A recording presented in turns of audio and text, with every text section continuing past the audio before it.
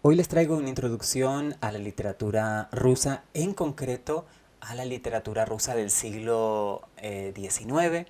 Vamos a hablar aproximadamente de la segunda mitad del siglo. Vamos a comenzar con libros publicados en la década de 40 y vamos a continuar hasta finales del siglo XIX. Es decir, que hoy vamos a ver la literatura rusa posterior a Pushkin. Pushkin es el padre de la literatura rusa, así se le conoce. No vamos a ver la obra de Pushkin, vamos a ver la obra de escritores que vinieron después y que siguieron su estela de manera brillante. Así que el video de hoy nos va a dar la oportunidad de hablar acerca de los principales escritores rusos que se traducen y se vuelven a traducir constantemente, los grandes maestros de la literatura rusa que todo lector ha escuchado mencionar alguna vez, y vamos a ver sus obras principales, las obras más destacables de cada uno de estos grandes maestros de la literatura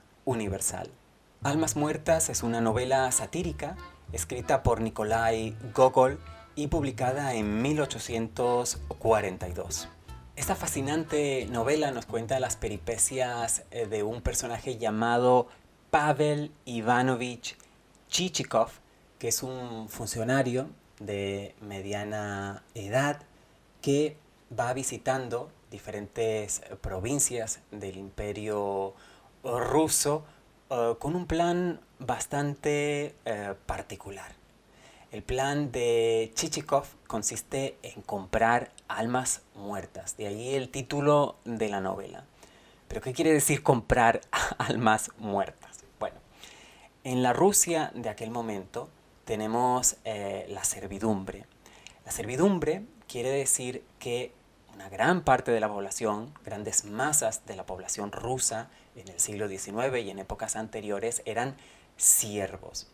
Es decir, eran propiedad de terratenientes ricos. Estos siervos trabajaban la tierra de estos terratenientes y eran considerados, como digo, parte de la propiedad, parte de como si fuesen ganado, por ejemplo.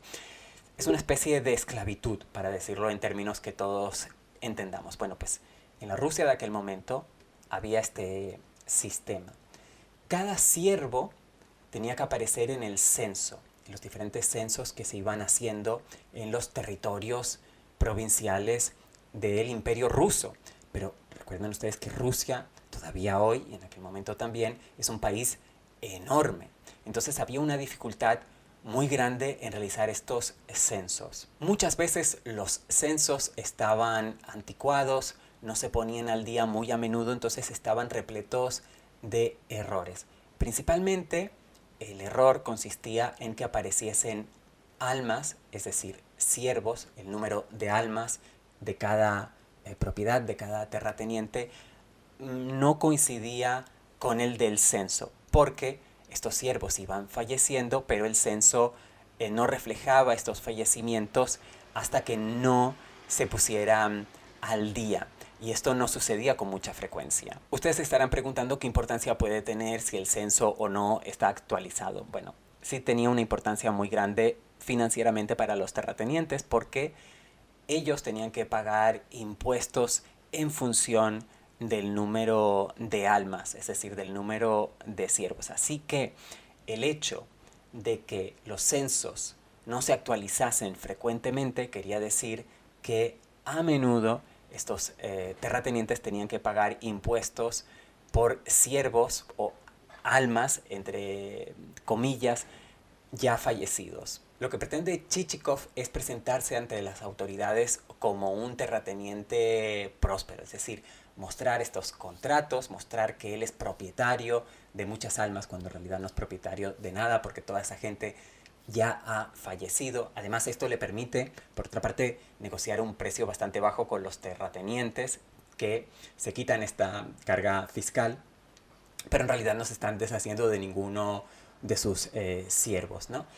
Y al presentarse a las autoridades como un terrateniente, él espera obtener créditos y de esa manera adquirir sus propias tierras, adquirir siervos de verdad y enriquecerse, convertirse él mismo en un terrateniente. A lo largo de la novela, Chichikov se va a encontrar con diferentes personajes, cada cual más pintoresco que el anterior.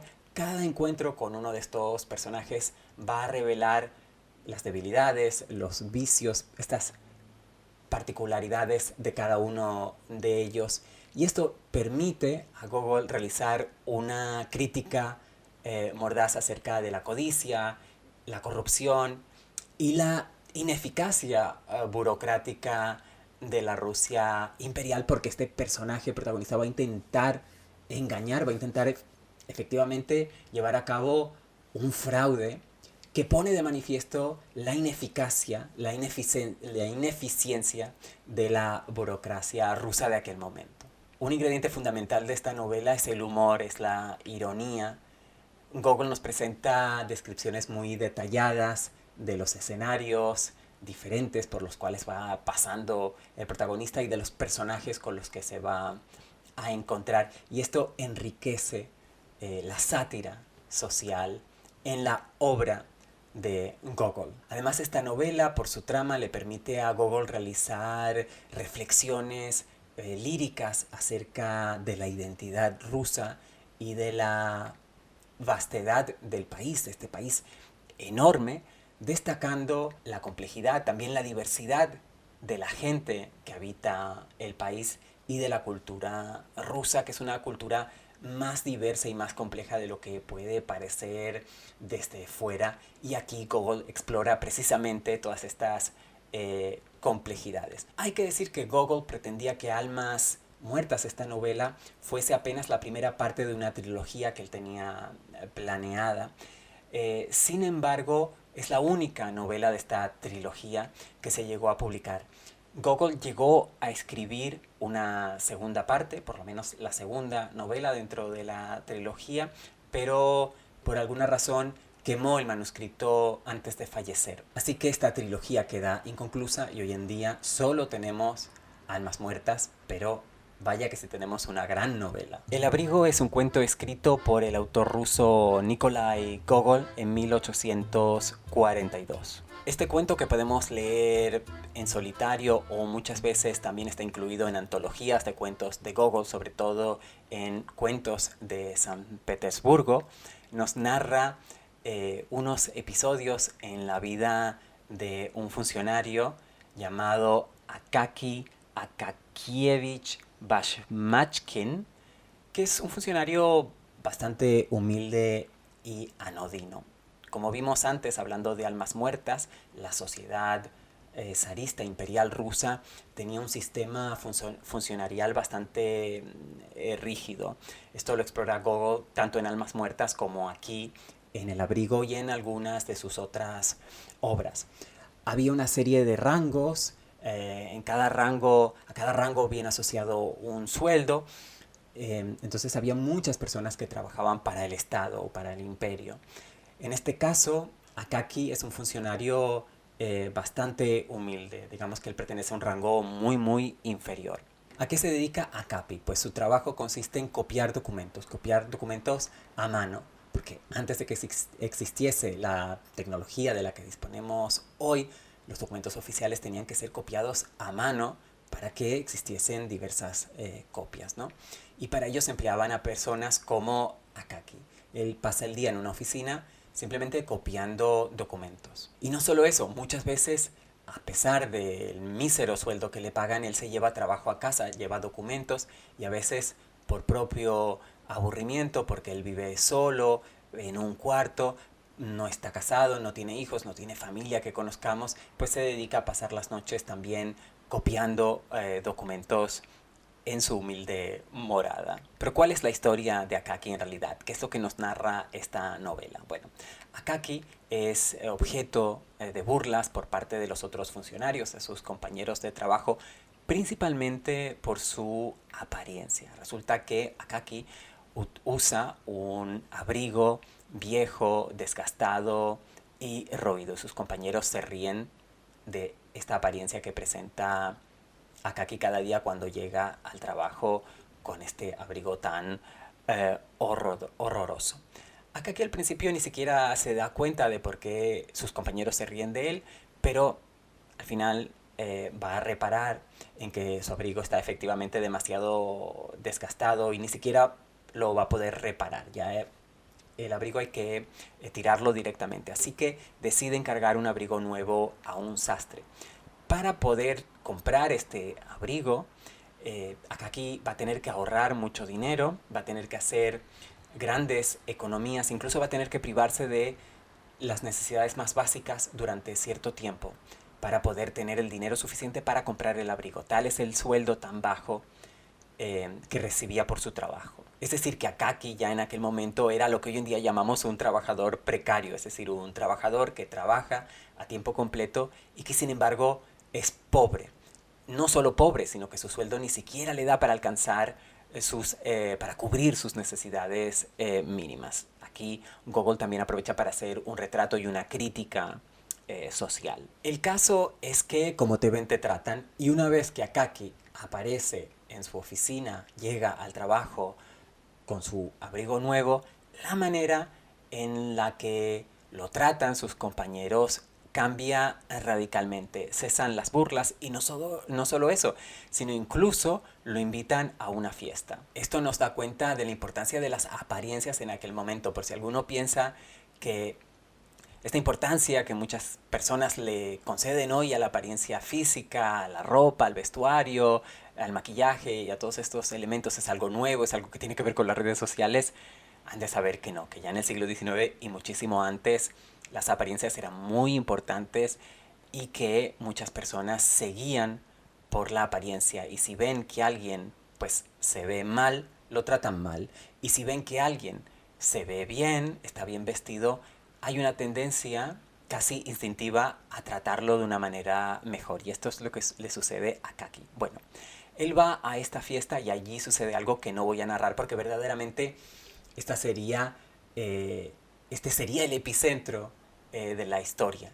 Lo que se desencadena en esa fiesta y lo que sucede a partir de ahí hasta el final de la novela, hasta el final del cuento en realidad, es lo importante, y por supuesto no voy a hablar aquí de nada de ello. Solo voy a decir que en la parte final del cuento Gogol introduce elementos fantásticos, sobrenaturales, que le dan a este relato una dimensión diferente, aparte de la dimensión de crítica social y de la dimensión humorística que tiene desde el principio.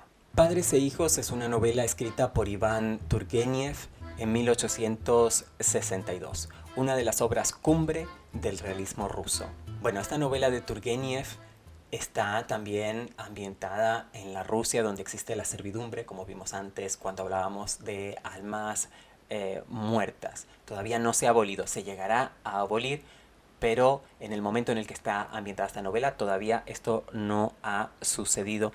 De hecho, esta novela no va a tratar directamente el tema de la servidumbre, pero sí estas tensiones o el conflicto que existía generacional entre pues digamos, la clase alta, la nobleza más antigua y los descendientes de estos que ya quieren de alguna manera cambiar las cosas, modernizar el país que estaba bastante anticuado en aquellas décadas del siglo XIX todavía, sobre todo con respecto a Europa occidental. El título ya refleja este conflicto, padres e hijos. Bueno, pues en el lado de los hijos tenemos al protagonista de esta novela, que se llama Arkady Kirsarov, que es un joven recién graduado, egresado de la universidad, que regresa a la hacienda familiar a reencontrarse con su padre. Viene acompañado también de un antiguo compañero de estudios, un joven llamado Yevgeny Bazarov, que es médico y es un ferviente nihilista.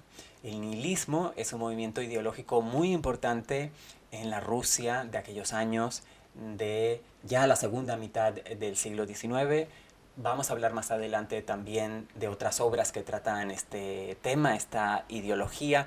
Para resumir mucho, tal y como encarna el nihilismo este personaje de Bazarov, lo que ustedes tienen que saber es que se basa fundamentalmente en un rechazo a las tradiciones y a la autoridad establecida en Rusia. En esta Rusia, como decía, con un sistema social tan rígido. Bueno, en la hacienda vamos a conocer a la otra generación, a la generación de los padres, por así decir. Allí está Arkady, que es el padre de Nikolai, y el tío Pavel, que es un aristócrata conservador. Así que tenemos a dos personas que representan la generación mayor, la anterior, y una nueva generación. La presencia de este joven nihilista, de Bazarov, va a provocar muchos debates y muchas tensiones en el seno de esta familia, especialmente con el tío Pavel, que como digo es tan conservador, tan reaccionario. Así que ambos personajes van a encarnar las posturas opuestas acerca de la sociedad y del progreso que circulaban en la Rusia de aquel momento. Otra manera en la que estos conflictos ideológicos se van a cristalizar en la novela va a ser a través de las relaciones románticas, amorosas, que van a vivir los dos jóvenes, Bazarov y Arkady, con dos mujeres que van a conocer y de las cuales se van a enamorar a lo largo de la novela. Estas relaciones van a poner a prueba las ideologías radicales, reformistas de estos dos jóvenes, y también van a revelar de alguna manera lo complejo de las emociones humanas. Porque una cosa es lo que pensamos, una cosa es la teoría y otra cosa es la práctica, cuando la vida nos pone enfrente a personas y nos hace pasar por situaciones que van a poner a prueba lo que nosotros habíamos pensado cuando estábamos en la universidad, cuando no teníamos experiencia vital. Y esta novela, Padres e Hijos, explora todo esto muy bien, sobre todo el tema del nihilismo y esta confrontación entre tradición y modernidad en el contexto ruso del siglo XIX y las diferencias generacionales. Por un lado hay un deseo muy fuerte de cambio encarnado por los personajes jóvenes en esta novela, y por otro lado hay un deseo también muy profundo de resistencia a abandonar las viejas costumbres que tan bien han servido a esta clase social dominante durante tanto tiempo. Crimen y Castigo es una novela psicológica escrita por Fyodor Dostoyevsky, publicada por primera vez en 1866. Esta es una de las novelas más conocidas de Dostoyevsky y de la literatura rusa en general. Nos narra la historia de Rodion Romanovich Raskolnikov. Muchas personas conocerán o les sonará el nombre de Raskolnikov porque él es uno de los personajes más importantes de la historia de la literatura, sin duda uno de los personajes más marcantes de la historia de la literatura universal. Bueno, pues este Raskolnikov es un estudiante de Derecho que vive en la pobreza en la ciudad de San Petersburgo. Es un joven que está atrapado en una situación desesperada, no tiene dinero, está al borde del abismo prácticamente. Así que en su desesperación concibe un plan que le parece brillante. Él decide asesinar a una persona, a una mujer, a una usurera llamada Aliona Ivanovna, y robarle el dinero que allí pueda encontrar en la casa de esta señora. Antes de realizar este crimen, y por favor no le estoy desvelando nada, ya está en el título de la novela que va a haber un crimen y va a haber un castigo. Bueno, pues este es el crimen y sucede al mero principio de la novela. Bueno, él se lo justifica a sí mismo porque él cree que este acto, este asesinato, lo va a liberar de la presión a la que vive sometido y va a permitirle liberarse de todas sus penurias económicas y así permitirle también, y aquí viene la parte de justificación, realizar grandes hazañas en beneficio de la sociedad. Es decir, sacrificando a una persona que además es una usurera, alguien que vive un poco a los márgenes de la sociedad con este estigma, pues él en el fondo estaría haciéndole un favor a la sociedad, no solo por quitar del medio a una persona como esta Aliona Ivanovna, sino también porque después este dinero que él va a tener le va a permitir ayudar también a la sociedad. Esta es su justificación antes de cometer el acto. Pero, como se dice popularmente, del dicho al hecho hay un buen trecho. Así que, tras cometer el asesinato, Raskolnikov se ve sumido en la más profunda culpa y remordimiento, hasta el punto de que comienza a enfermarse físicamente, entra en un estado de confusión y de paranoia que cada vez lo aleja más y lo aísla más del resto del mundo. En la novela nos narra toda la investigación policial y cómo el comportamiento errático de Raskolnikov lo pone en el punto de mira de la policía. Además vamos a ver cómo este sentimiento de culpa, estos remordimientos que siente Raskolnikov van a afectar su vida, una relación amorosa que él va a llevar a cabo con una joven que conoce, también la relación con su familia, porque en un momento dado de la trama van a aparecer su madre y su hermana. Vamos a ver cómo los remordimientos, como la culpa, que es el verdadero castigo de Raskolnikov, va a afectar la vida de este, y no solo la suya, sino también sus relaciones y la vida de las personas, de los personajes en este caso, porque se trata de una novela, que lo rodean. Memorias del subsuelo es una novela corta escrita por Fyodor Dostoyevsky y publicada en 1864. Esta es otra de las obras más destacadas de la producción literaria de Dostoyevsky. Se trata de una novela breve pero dividida en dos partes. La primera parte es una reflexión que nos hace el narrador, un narrador anónimo del cual no conocemos el nombre, acerca de su existencia. A través de estas reflexiones, este narrador va a cuestionar la racionalidad, el libre albedrío, la moralidad, temas presentes, como ustedes se habrán dado cuenta, también en Crimen y Castigo.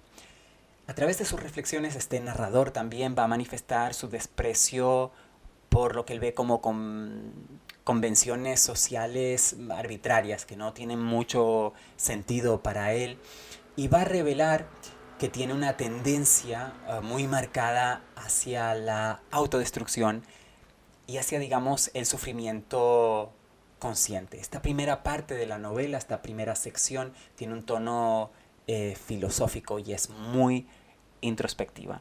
Esto cambia ya en la segunda parte, que nos va a narrar varios episodios importantes en la vida del narrador, en toda su vida. O sea, vamos a salir de sus reflexiones filosóficas y vamos a ser testigos de momentos clave en su vida que nos van a hacer un retrato de sus relaciones personales, tanto con antiguos compañeros como también con una prostituta de la que se enamoró.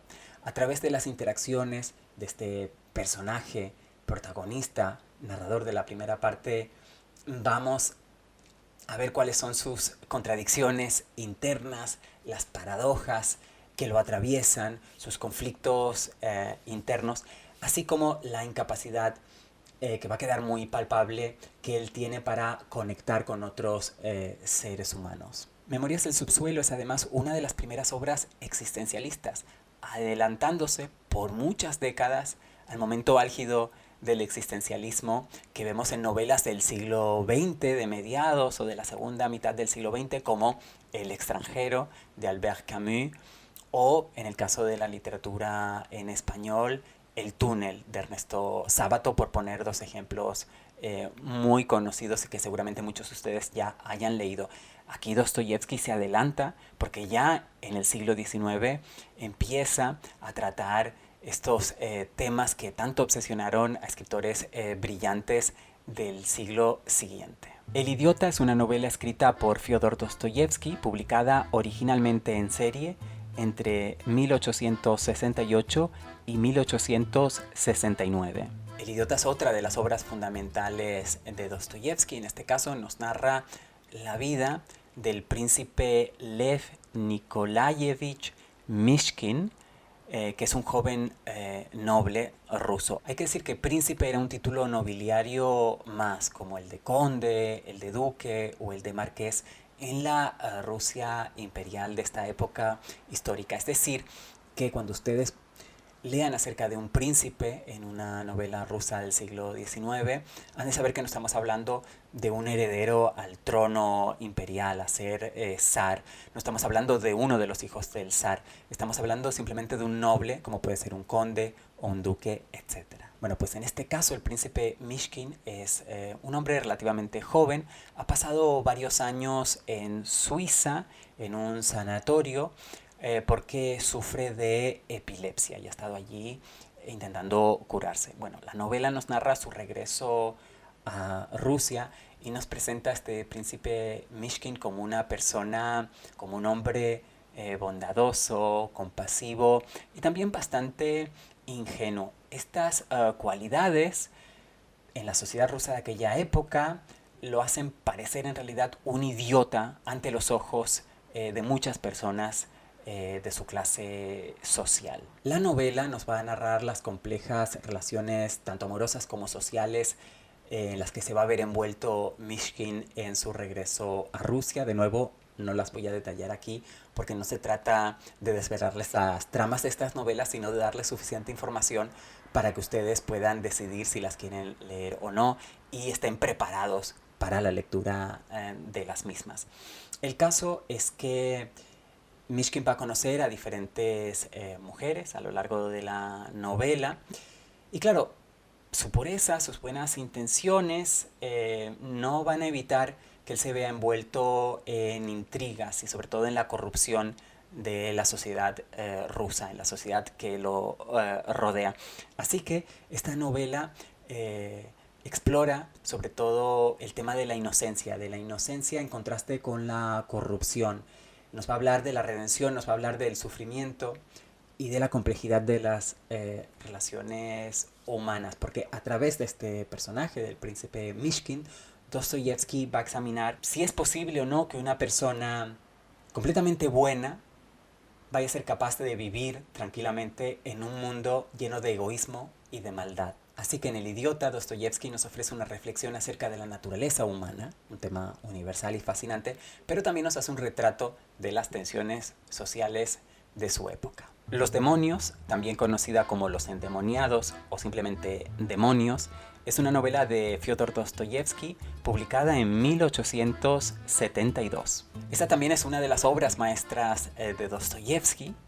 No en vano Dostoyevsky es considerado uno de los principales escritores de la literatura rusa y de la literatura universal. Ustedes están viendo que tiene muchas obras interesantísimas. Bueno, pues en el caso de Los demonios, se trata de una novela que es una sátira social y política que explora precisamente las consecuencias del nihilismo, esta ideología que yo mencioné antes cuando estábamos hablando de Padres e hijos de Turgenev. Bueno, pues Dostoyevsky también explora el nihilismo y en este caso las consecuencias de esta y de otras ideologías radicales que circulaban en Rusia en la década de 1860. La novela es posterior, por lo tanto está reflejando una época anterior, pero muy cercana en el tiempo. En este caso, la novela no está ambientada en San Petersburgo ni en una gran ciudad, sino en una pequeña ciudad de provincias que se ve sumida en el caos debido a las actividades de un grupo revolucionario. El líder de este grupo se llama Piotr Verjovensky y es un conspirador que lo que busca es destabilizar el orden establecido. No sé si a ustedes esto les puede sonar de algo. También hay otro personaje importante en esta novela que es un aristócrata bastante enigmático llamado Nikolai Stravrogin. Y pido disculpas por mi pronuncia pésima de los nombres rusos a lo largo de este video. Si hay algún rusófono viendo este video y quiere corregir mi pronunciación, lo puede hacer perfectamente en los comentarios, siempre que lo haga con amabilidad y con sensibilidad. No pasa nada. Yo sé que los estoy pronunciando muy mal. Bueno, este personaje aristócrata, como digo, es enigmático, pero va a tener una influencia en los otros personajes, una influencia profunda, pero también ambigua, un poco confusa. En realidad esta novela lo que hace es explorar o examinar cómo las ideas radicales, en este caso nihilistas, pero también las ideas de otros movimientos radicales que había en Rusia en aquel momento, afectan tanto a individuos como a comunidades enteras, como esta ciudad provincial. Como siempre, desembocan en violencia y en la desintegración moral de los individuos y de la sociedad. Esta novela no salió completamente de la imaginación de Dostoyevsky. Como digo, estos movimientos fueron reales y tuvieron su auge en la década de 60, de 1860. Y aquí Dostoyevsky se inspiró concretamente en hechos reales, en el asesinato de un estudiante en Moscú en 1869, por parte precisamente de un grupo nihilista. Así que él extrae la trama de las noticias de este asesinato, y no solo la trama, sino también se inspira en este acontecimiento real para crear a los personajes de esta novela. Los hermanos Karamazov es la última novela de Fyodor Dostoyevsky, publicada en 1880. Esta novela es la obra cumbre en la producción literaria de Dostoyevsky, entre otras razones porque fue su última novela, pero quizás también sea su mejor novela, aunque hay quien opine que otras novelas son mejores. En todo caso, Los hermanos Karamazov nos habla acerca de la compleja historia de una familia, los Karamazov del título. Esta familia está encabezada por un patriarca, Fyodor Pavlovich, que es un hombre libertino y egoísta, y después están sus tres hijos, que son los hermanos Karamazov, Dmitri, Iván y Alexei, también conocido cariñosamente como Alyosha. Cada uno de estos tres hijos, de estos tres hermanos, personifica diferentes aspectos de la naturaleza humana, tal y como la veía Dostoyevsky. Por ejemplo, Dmitri, que es el hermano mayor, es un personaje impulsivo, apasionado, y por lo tanto representa las emociones y los deseos carnales. El otro hermano, Iván, es intelectual, es escéptico y por lo tanto encarna la razón y la duda existencial. Por último, Alexei o Alyosha, que es el menor de los hermanos, es un ser espiritual y de gran compasión, y él viene a simbolizar o a encarnar la fe y la bondad. La trama se centra en los diferentes conflictos entre el padre y sus tres hijos, y también los conflictos entre los tres hijos. Especialmente va a haber disputas en torno a una herencia, y también va a haber disputas que tienen que ver con relaciones amorosas, porque va a aparecer un personaje femenino llamado Grushenka, que va a atraer tanto al padre como a uno de los hermanos, a Dmitri, al hermano mayor. Así que va a haber también un conflicto amoroso entre el padre y uno de los hijos. Por supuesto, no voy a contar cómo se desarrolla esta trama, ni qué desenlace tiene.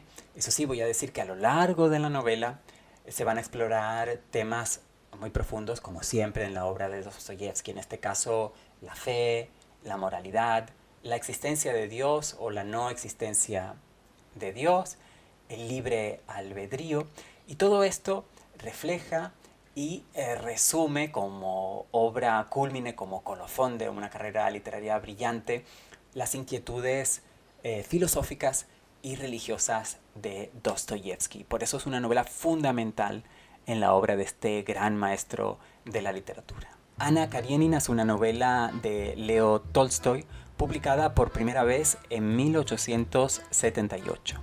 Como nota personal voy a decir que Ana Karenina es una de mis novelas favoritas, no solo de la literatura rusa, y una novela que yo recomiendo encarecidamente a todo lector. Bueno, aquí tenemos a dos protagonistas. Por un lado a la Ana Karenina del título, que es una mujer aristócrata, casada con un hijo, que se enamora de un conde, del conde Alexei Vronsky, y mantiene con él una relación fuera del matrimonio. Y ya está. No voy a decir lo que le sucede a Ana, lo que le sucede al marido, lo que le sucede a este conde.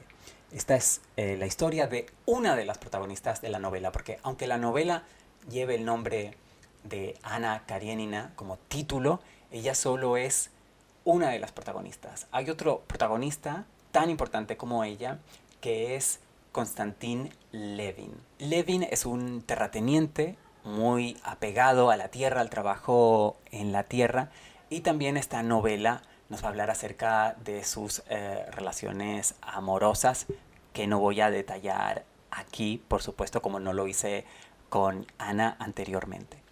Lo importante, lo que debemos saber, es que Ana y Levin son los dos lados de la misma moneda. Va a haber un contraste muy grande entre la historia de Ana y la historia de Konstantin. Uno de ellos va a encarnar todo lo que no debe hacerse en la vida, según Tolstoy, y va a acabar muy mal. Y el otro personaje encarna todo lo que sí hay que hacer en la vida, las decisiones correctas, y va a tener un final feliz. Como digo, estas dos historias se contrastan y no se puede entender una sin la otra. Esta novela, que es ya de la segunda mitad del siglo XIX, muy avanzado el siglo, casi ya llegando a su final, nos habla de las tensiones también entre la tradición y la modernidad, tema que habíamos visto, por ejemplo, en la novela de Turgenev, en Padres e Hijos. Aquí ya de una manera mucho más desarrollada, porque ya ha habido grandes cambios, grandes reformas en Rusia, y reformas tecnológicas incluso. En este caso el progreso viene simbolizado por el ferrocarril, por el tren. Los trenes van a tener una importancia muy grande en la trama, sobre todo en el desenlace de uno de los personajes protagonistas. Pero hay que entender el tren como un símbolo de la modernidad para poder entender la dimensión que nos quiere dar Tolstoy del final de uno de estos personajes que tiene que ver, como digo, con un tren. Hay esta tensión entre modernidad, entre los valores nuevos, los valores más antiguos, más tradicionales, también entre el campo y la ciudad. El campo, representado por Konstantin Levin, y la ciudad, la vida urbana, representada no solo por Anna Karenina, sino también por su amante, el conde Vronsky. El contexto social y político de esta novela son las reformas emprendidas por el zar Alejandro II, que provocaron rápidas transformaciones sociales. Y esto lo vamos a ver reflejado muy bien en la novela, y también va a quedar muy claro cuál era el punto de vista de Tolstoy acerca de estos cambios, de estas transformaciones sociales. La muerte de Iván Ilich es una novela corta escrita por León Tolstoy y publicada en 1886. Esta novela, que es muy breve, es prácticamente un relato largo, nos narra la vida de Iván Ilich Golovin, que es un juez de instrucción en la Rusia imperial, por lo tanto es un funcionario, pero de un rango elevado, un hombre que vive muy bien.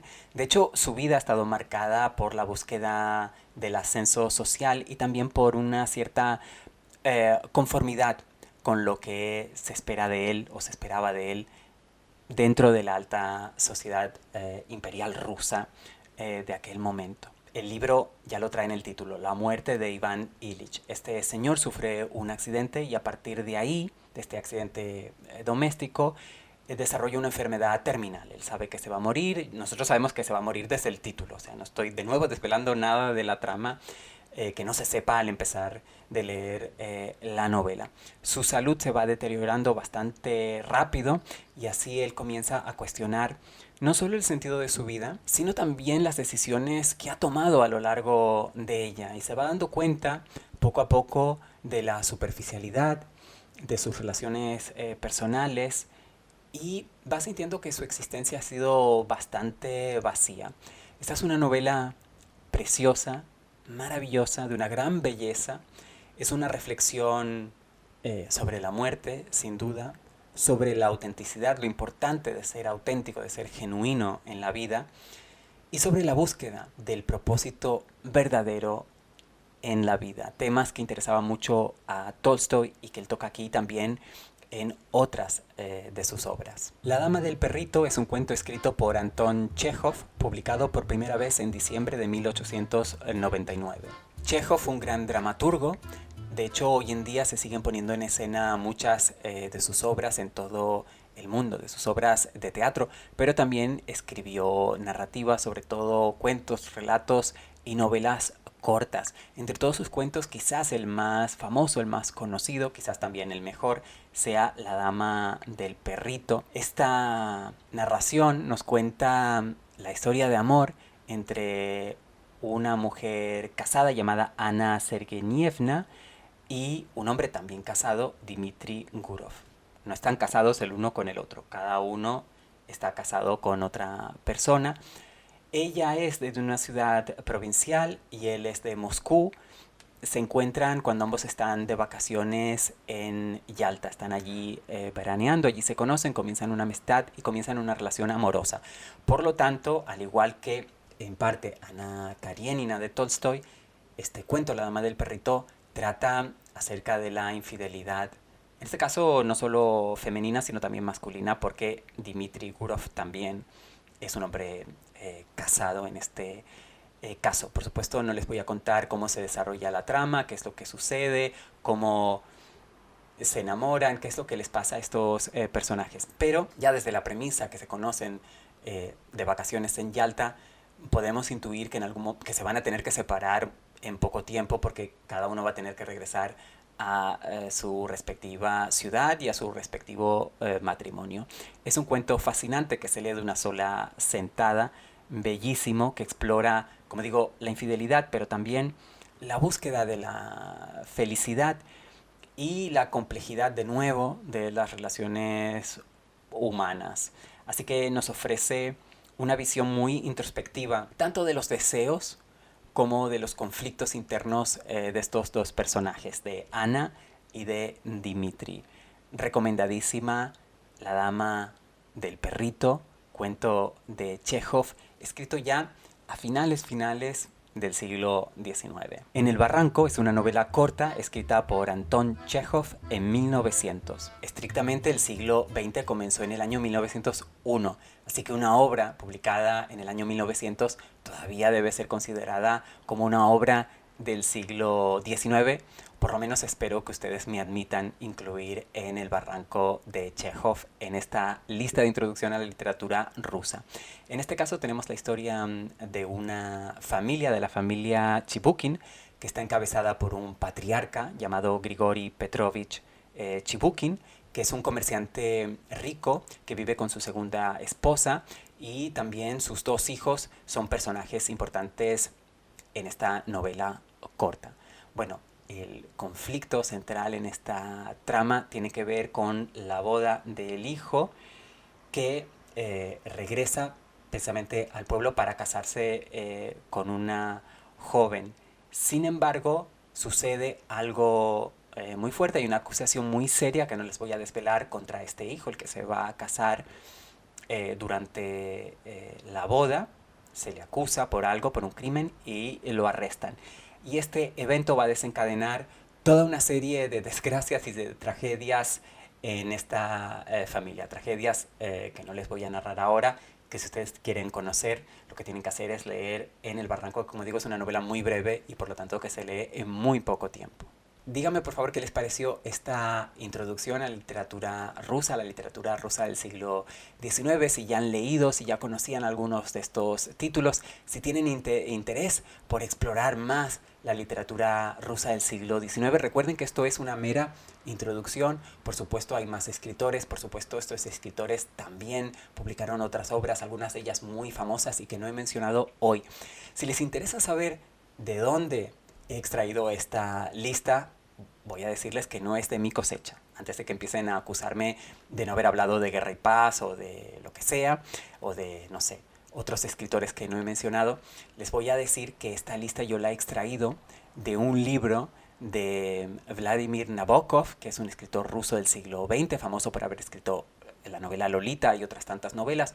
Un escritor ruso que comenzó su carrera escribiendo en ruso, pero después se exilió a los Estados Unidos y escribió toda una serie de libros originalmente en inglés, como el anteriormente mencionado Lolita. Bueno, él se ganaba la vida, aparte de como escritor, también como profesor de literatura en los Estados Unidos. Y existe un libro que yo recomiendo llamado Clases de Literatura Rusa, que se hizo a partir de las notas que él empleaba en sus clases de literatura rusa. Así que lo que yo he hecho es extraer los libros de los que hablaba Nabokov en sus clases para hacer mi propia introducción a la literatura rusa. No se me ocurrió un mejor maestro de literatura rusa que el propio Nabokov, así que si ustedes tienen algún problema con la selección de estos libros, pues no sé, saquen una tabla Ouija y comuníquense con Nabokov y reclámenle a él. Ahora, fuera de bromas, Clases de Literatura es un libro también que yo recomiendo para quien quiera profundizar acerca de la literatura rusa, adentrarse más en esta fascinante tradición literaria que nunca pasa de moda y que cada año adquiere nuevos lectores adeptos, y espero, imagino, que muchos de ustedes ya serán lectores de literatura rusa o por lo menos querrán serlo. Bueno, vamos a seguir hablando de literatura rusa, de estas obras, de estos escritores en los comentarios si ustedes quieren, ahí nos vemos. Y también si ustedes quieren, y espero que sí, nos vemos en el próximo video. Hasta entonces, muchas gracias y felices lecturas.